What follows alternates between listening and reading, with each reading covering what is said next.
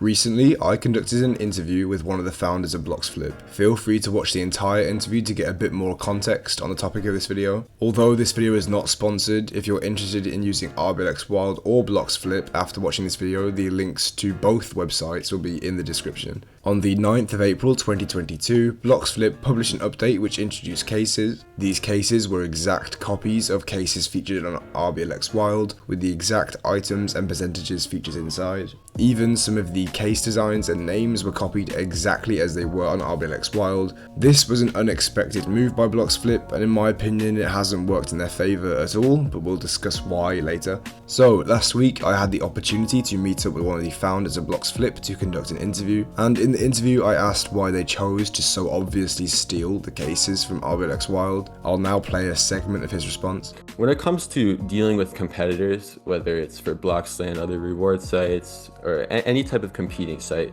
we always tend to want to play clean. The reason why RBLXWild and Bloxflip kind of have a bit of a feud right now is because they initially kind of went to us sideways a little bit, like they were trying to pay off Alfonso, one of our staff members at Bloxflip. They want to play dirty, so there's no point in really holding back or trying to play clean if it's just a one-sided thing.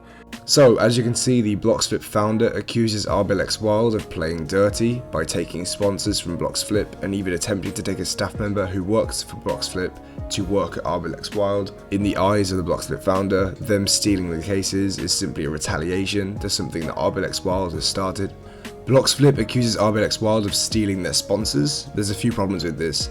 First of all, from what I've seen, there's only one creator that Bloxflip was looking to make long-term deals with that RBLXWild was able to take, so all the other creators were just looking for work. Nobody forced these creators to move from Bloxflip to RBLXWild, so if they have, then that may be an indication that Bloxflip wasn't giving them enough work, or that they weren't satisfied enough with Bloxflip.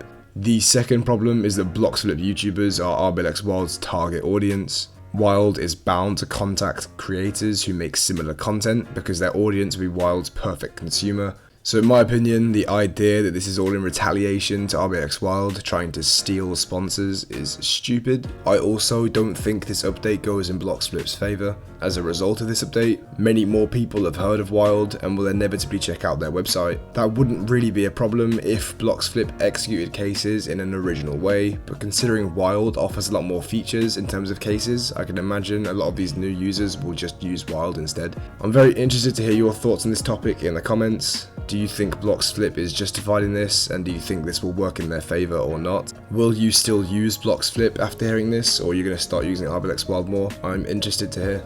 So, I hope you enjoyed, and thanks for watching.